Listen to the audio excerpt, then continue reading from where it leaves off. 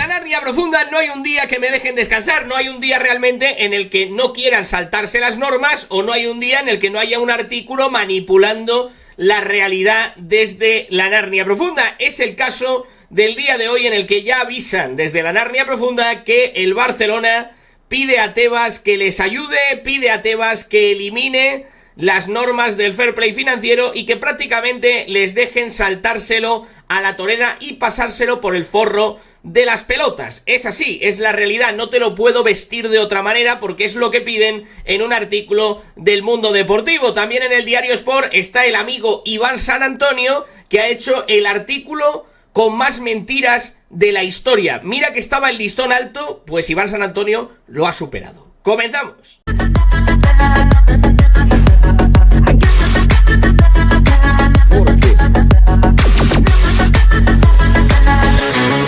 Muchas veces me preguntáis en comentarios que cómo hago para subir todos los días vídeo y cómo busco las noticias. Muchas de ellas me las mandáis vosotros por mensaje para ver si las he visto o no las he visto y que son cosas interesantes que podría subir al canal. Y otras veces pues es que me lo hace muy fácil la Narnia Profunda, porque esta gente manipula a diario y es una cosa de locos. Lo que hace ya esta gente, lo que traigo hoy es ya de tener la cara de cemento armado. Son cosas que ya hemos tratado en el canal y que no me voy a poner a explicar la ley Mbappé otra vez porque la conocemos todos. No me voy a poner en profundidad como ya hemos hecho en algún que otro vídeo comentando lo que es la ley Mbappé. Pero es que de verdad es vergonzoso lo que pasa en la Narnia Profunda. La 15 ha hecho muchísimo daño. Yo pensaba que la 14 hizo más daño, pero de verdad que no.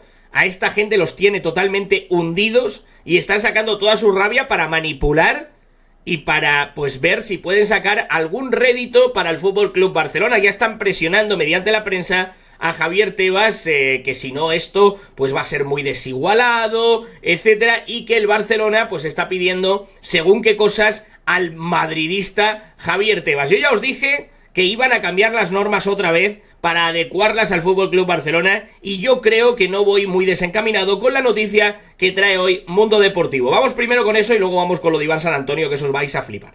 Bueno, pues esto es lo que quiere hacer el Fútbol Club Barcelona y lo filtra a través de Mundo Deportivo, la flexibilización salarial de la liga más esperada por el Barça. El club azulgrana confía en que se permita liquidar a jugadores que no cuentan pagándoles lo que se les debe, pero sin que eso impacte en el fair play financiero del club. Esto es lo que persigue el Fútbol Club Barcelona desde hace tiempo. El Fútbol Club Barcelona espera saber la próxima semana cuál es su situación respecto al fair play salarial del que podrá disponer para afrontar el próximo mercado de fichajes. Desde el club se están haciendo esfuerzos para rebajar masa salarial y no se descarta que haya alguna venta importante para generar ingresos y seguir reduciendo fichas. Pero además, en el seno de la entidad azulgrana se está esperando como agua de mayo algún tipo de medida flexibilizadora de la tensión salarial de los clubes por parte de la liga. Hace meses que se deslizó desde el club azulgrana que, tras las conversaciones que se han mantenido los gestores de muchos clubes españoles con los rectores de la patronal del fútbol, la liga había decidido abrir un poco la mano en cuanto a su control férreo del gasto en salarios de las plantillas, y lo hizo el pasado invierno con varias medidas, pero se espera alguna más. No es solo el Fútbol Club Barcelona el que está teniendo en los últimos años problemas para adecuar su gasto en fichajes y salarios de jugadores a las exigencias de la liga. Otras entidades importantes como el Betis, el Violencia o incluso el Patético de Madrid también se verían beneficiados por estas medidas. Una de las flexibilizaciones que los clubes de la liga esperan va relacionada con las liquidaciones de jugadores que no cuentan para el club y a los que para cortar sus contratos se les finiquita y se les da la carta de libertad. Los clubes defienden que les daría mucho oxígeno que esas liquidaciones, pese a abonarlas de forma ajustada a derecho, no impactasen de forma negativa en el fair play disponible. Eso haría que se pudieran reforzar las plantillas con jugadores que sí que cuentan sin que reste espacio salarial el despido de los que no cuentan. El Barça no tiene muchos casos, pero sí alguno. Esto es lo que viene persiguiendo el Fútbol Club Barcelona desde hace tiempo. Lo que hizo el Real Madrid, por ejemplo, con Hazard, que es le restaba un año de contrato y el jugador pues tenía pensado cumplirlo y después retirarse. Pues llegó a un acuerdo con el Real Madrid le pagó el 50% de lo que le restaba y al final se acabó retirando esa misma temporada llegando a un acuerdo con el Real Madrid. Pero eso te cuenta para el fair play financiero. Lo que busca ahora el Fútbol Club Barcelona es que eso no cuente, que por ejemplo, yo que sé, hay un jugador que le restan 2 años de contrato, vamos a poner Ferran Torres, no encuentra en el mercado, no va a ser el caso, pero no encuentra en el mercado un comprador de ese jugador, es un jugador que no tiene mercado y necesita quitárselo del medio. ¿Qué hace? Pues pagarle, y eso ya no contaría sus años que le restan para el fair play financiero. Eso es lo que quiere el Fútbol Club Barcelona y lleva persiguiendo desde hace tiempo. Y los otros clubes, pues ninguno se queja. Esto lo visten, como estamos viendo en este artículo, con que va a ser una ayuda para equipos como el Betis, como el Violencia, como el Patético de Madrid, pero la realidad de todo esto es que se hace para favorecer al Fútbol Club Barcelona, no para favorecer al Violencia ni para favorecer al Patético de Madrid. Que sí, hombre, si el Pisuerga pasa por Valladolid y les beneficia, pues oye, perfecto, pero esta norma, si se flexibiliza, es para ayudar a los mismos de siempre, y por eso Javier Tebas ya está diciendo que si hacen según qué cosas van a poder operar con la regla del 1-1, porque les van a ayudar en todo lo que puedan, no tengáis ninguna duda de ello. Si fuese el Real Madrid el que tuviese los problemas, no tengáis tampoco ninguna duda que no se le iba a ayudar. Pero bueno, Ramón Álvarez de Mon hablaba sobre esto en Twitter y yo creo que tiene totalmente la razón. Aquí vemos lo que dice Ramón Álvarez de Mon: liquidar a un jugador, el salario que se le debe, por supuesto, debe formar parte de la masa salarial e impactar en el fair play financiero, de lo contrario la normativa pierde su esencia. Como os decía, totalmente de acuerdo con Ramón Álvarez de Mon. El tema es que ya lo que quieren es quitar el fair play financiero y hacer lo que les salga de las pelotas, y poco a poco la liga es lo que va haciendo y lo va vistiendo de que son normas que flexibilizan para favorecer a todos los clubes, y la realidad es que lo hacen para favorecer únicamente a un club, el Fútbol Club Barcelona. Mientras tanto, tenemos al presidente de la liga, que más que un presidente es un tuitero medio, y lo que hace es decir que es madridista, lo repite cada 2x3 para tapar que está favoreciendo al Fútbol Club Barcelona, y cada vez que puede y cada vez que le ponen un micrófono siempre recalca que es madridista. Esto hace que en el Fútbol Club Barcelona empiecen a decir que es que no los ayudan, porque claro, el presidente de la liga es madridista, y cada 2x3 cenita en Huesca, y cada 2x3 flexibilización de las normas, o quitan alguna norma para que el Fútbol Club Barcelona pueda fichar. Eso es lo que hay y es la realidad, y en la prensa lo que hacen es manipular, igual que hace el amigo Iván San Antonio en el Diario Sport, que está manipulando no con el fair play financiero, que ya lo ha hecho alguna vez, ahora lo está haciendo con la mal llamada Ley Mbappé. Yo de verdad no he visto en un artículo periodístico, si a esto se le puede llamar artículo, porque ya sabéis que yo he cagado cosas mucho más bonitas que en los artículos que hace Iván San Antonio, y en este en concreto yo no he visto tanta mentira junta en un artículo, es tremendo. Atención a este artículo: la última palanca del Real Madrid. La ley Mbappé es una muestra más de las ayudas gubernamentales que históricamente ha recibido el Real Madrid. Texto de Iván San Antonio y edición de Miki Soria. Ahí vemos una imagen de Florentino Pérez. El concepto de club-estado se ha puesto de moda gracias al Paris Saint-Germain y al Manchester City, las dos entidades que mejor encajan en su definición. Sin embargo, ni están solos ni han sido los primeros en beneficiarse de su estrecha relación con el poder. Ahí está el Real Madrid para demostrar que todo está inventado. El conjunto blanco ya apuntaba maneras antes, pero fue durante el franquismo cuando se convirtió en la entidad mimada de la dictadura. Hay que tener jeta, ¿eh? Casos como el de Di Stéfano o el del contrato televisivo con Televisión Española abrieron el camino, años después, a la recalificación de su ciudad deportiva, la ley Beckham o la reciente ley Mbappé. En este reportaje evitamos hablar de todo lo relacionado con el arbitraje, sería demasiado extenso. El caso Di Stéfano, fíjate cómo cuenta el caso Di Stéfano. En el arranque de la década de los 50, el Barça vivía en una de las mejores épocas de su historia. En esa época en la que todos los miembros del Comité Técnico de Árbitros, todos eran del Real Madrid, pero el Barça vivía una época tremenda, ¿sabes? O sea, ellos mismos se contradicen. Liderado por Kubala, el conjunto blaugrana dominaba el fútbol español. Tal era su esplendor que el club planificó y acabó construyendo el Camp Nou y acabó firmando a Luis Suárez, hasta la fecha el único Balón de Oro español. Aquel fue el Barça de las 5 copas, y su superioridad pudo ser escandalosa si se hubiera concretado el fichaje de Alfredo Di Stéfano.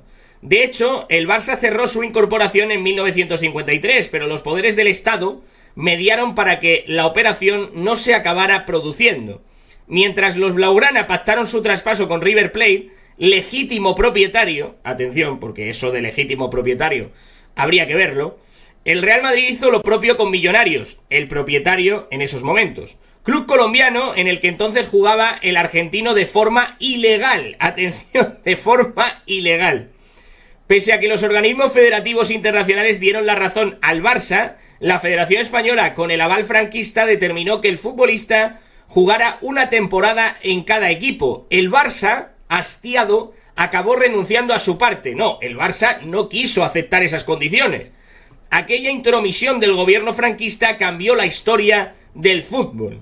Vamos, que lo cuentan de aquella manera. Aquí Iván San Antonio lo que hace es manipular, mentir todo lo que puede porque no tiene ni puta idea de lo que ocurrió con el traspaso de Alfredo Di Stéfano. Lo voy a contar muy rápidamente y voy a obviar muchísimos detalles porque es un fichaje que tiene pues mucha historia. Pero la realidad, lo que dice ahí es que estaba jugando de manera ilegal en Colombia, es mentira. Y hay que contar la historia bien, porque si no, pues empezamos a decir que estaba de manera ilegal, y no estuvo de manera ilegal, por lo menos todo el tiempo. Lo que pasó es que entraron en huelga en el fútbol argentino. ¿Por qué? Porque los jugadores querían cobrar más, porque los clubes estaban cobrando mucho dinero y había mucha diferencia entre lo que ganaban los clubes y las condiciones salariales de los futbolistas. Se ponen en huelga y más de 50 futbolistas del fútbol argentino terminan yéndose a Colombia. Ahí sí, de manera ilegal. Y de hecho la FIFA dice que los clubes colombianos no tienen derecho a salir del territorio colombiano a jugar amistosos, etc. Esto dura hasta el Pacto de Lima, lo que se llama el Pacto de Lima, que lo que llegaron a acordar ahí es que, vale, se quedaban un tiempo en Colombia y que luego cuando terminasen el tiempo en Colombia, lo que les quedase de contrato, pasaban otra vez al club al que pertenecían en Argentina. Con Di Stéfano, en el caso de Di Stéfano, estaría hasta el año 55 en Colombia. Luego, a partir de ahí, pasaba a manos de River Plate. ¿Qué pasa? Que el Fútbol Club Barcelona llega a un acuerdo con River Plate en el año 53, cuando todavía los derechos del futbolista no son de River Plate, sino son de Millonarios de Colombia, y lo que pasa es que llega a un acuerdo por más de 1 millón de pesetas. Esto llega a oídos de Millonarios y, claro, todavía tenía sus derechos Millonarios. El presidente del Barcelona habla con el presidente de Millonarios y le exige una cantidad económica si quiere al futbolista ya, porque los derechos pertenecían a Millonarios legalmente porque ya estaba el Pacto de Lima vigente. Entonces le pide un dinero y le pide un amistoso entre Millonarios y el Fútbol Club Barcelona para abaratar ese traspaso. El Fútbol Club Barcelona y su presidente no aceptan.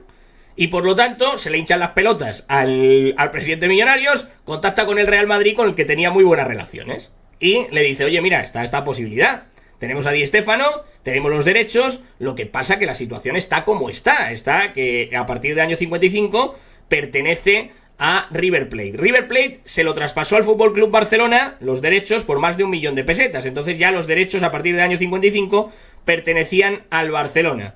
El Real Madrid llega a un acuerdo con Millonarios, el que tiene los derechos en ese momento, en el año 53. ¿Qué pasa? Que a partir del año 55 eran del Barcelona. Ahí había un conflicto y el Barcelona no podía tener los derechos federativos, pero tampoco los podía tener el Real Madrid. El Barcelona tenía una situación complicada porque Kubala había tenido una enfermedad pulmonar y parecía que no iba a poder volver a jugar al fútbol. Y luego hay una recuperación milagrosa de Kubala y sí puede jugar al fútbol y seguir jugando al fútbol. Pero en ese momento, pues querían buscar otro crack porque veían que la situación con Kubala era complicada. Total, que el Barcelona, al ver la situación y al ver que se tenía que meter la FIFA de por medio, mediar en todo el asunto, llega a un punto en el que el Barcelona decide que quiere traspasar los derechos que tiene él a partir del año 55, que había comprado a River Plate, a la Juventus. La Juventus no acepta porque la FIFA ya iba a intervenir y no veía bien ese traspaso porque todavía no había un acuerdo entre el Real Madrid y el Fútbol Club Barcelona. El Barcelona quería traspasárselo a la Juve y dice: oye, y que se acuerden entre ellos porque ya se había recuperado Kubala. Esto no lo acepta la Juve y al ver la situación quiso volver a echarse atrás en el acuerdo con River. Es decir, decirle a River Plate que le devuelva el dinero y que vuelvan otra vez los derechos a River Plate y que se apañe el Real Madrid con River Plate. Esto tampoco ocurre, y la resolución que se toma en la FIFA es que juegue el primer año y medio con el Real Madrid, a partir de ahí un año con el Barcelona, un año con el Real Madrid, otro año con el Barcelona, y entonces ahí llegar a un acuerdo luego de ver con quién se queda el jugador definitivamente. Esto pues se queda así y empieza jugando con el Real Madrid. ¿Qué pasa? Que Kubala estaba ya recuperado y estaba en modo crack. El Real Madrid juega Di Stéfano, estaba gordo y los primeros partidos no son muy buenos. Y dice el Barcelona que renuncia a eso de compartir el jugador con el Real Madrid. Que qué es eso de compartir con un rival, que eso que no lo iban a aceptar. Y piden un acuerdo con Don Santiago Bernabéu. Se sientan con Don Santiago Bernabéu y Don Santiago Bernabéu paga el doble al Barcelona de lo que el Barcelona había pagado a River Plate. Y ahí se acaba la historia. Pasa Di Stéfano a ser jugador del Real Madrid y punto. Si me decís aquí dónde interviene el gobierno y dónde presiona el Fútbol Club Barcelona y ya os digo que he obviado detalles, pero Di Stéfano lo explica en un montón de ocasiones que el primero que contactó con él personalmente fue el Real Madrid.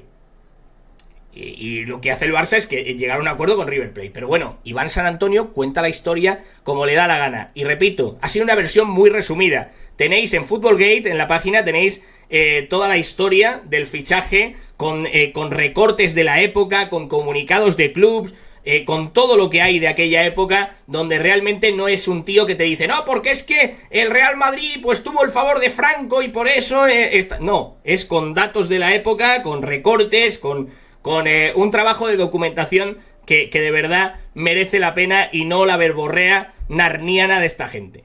Pero es que luego habla de un contrato de TV a medida. Atención, el Real Madrid firmó un contrato con Televisión Española por el que ingresaría 50 millones de pesetas al año por permitir la retransmisión de sus partidos. Aquel texto se selló en septiembre y octubre de 1963. Y no había ningún otro equipo español que ingresara ni un solo duro por parte de Televisión Española. Madre mía, ¿y qué? O sea, es que de verdad, o sea, es acojonante. Es tremendo, pero es que lo mejor de todo es que dice, al final, todo acabó finalmente con Núñez décadas más tarde, cuando el presidente del Barça dijo basta y se plantó. El Barça acabó firmando un contrato que le reportó grandes beneficios con TV3 y abrió la puerta de los derechos televisivos tal y como hoy los conocemos. Sí, claro, o sea, con TV3, dinero público, como dijo Jaime Robles, para hacer fichajes, pedazos de sinvergüenzas. De verdad, es tremendo. El gran pelotazo, atención, llegamos a una de las operaciones más escandalosas que se han realizado nunca en democracia. Corría el año 2001 y Florentino Pérez acaba de llegar a la presidencia del Real Madrid, que tenía una deuda de 446.000 millones de pesetas, 277 millones de euros. Durante la campaña electoral que acabó en los comicios de julio del 2000, el aún hoy máximo dirigente prometió el fichaje de Figo, capitán del Barça, y la recalificación de los terrenos de la ciudad deportiva madridista, ambos objetivos relacionados íntimamente. Los acabó logrando. La parcela de la Castellana había sido expropiada por el ayuntamiento. Mentira. O sea, mentira y gorda. En 1960, mentira. Eso no fue expropiado por el ayuntamiento. El Real Madrid lo compró. Pero nada de ser expropiado por el ayuntamiento. El Madrid pagó por los terrenos 11 millones de pesetas. Coño, claro. Está claro, el Real Madrid pagó por esos terrenos 11 millones de pesetas. Lo que hiciese antes el ayuntamiento, vete tú a saber, pero el Real Madrid no se hizo para que el Real Madrid lo comprara. Que es manipular tras manipular tras manipular.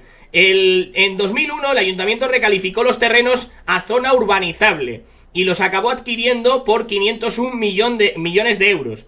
Con ese dinero, Florentino Pérez pudo convertir la deuda en una anécdota. Tuvo suficiente para empezar a construir Valdebebas y para edificar también la primera versión de los Galácticos. Figo, por supuesto, acabó jugando de blanco. Hombre, pero es que es una recalificación de un terreno que ya valía 11 millones de pesetas y habrá que ponerlo o actualizarlo.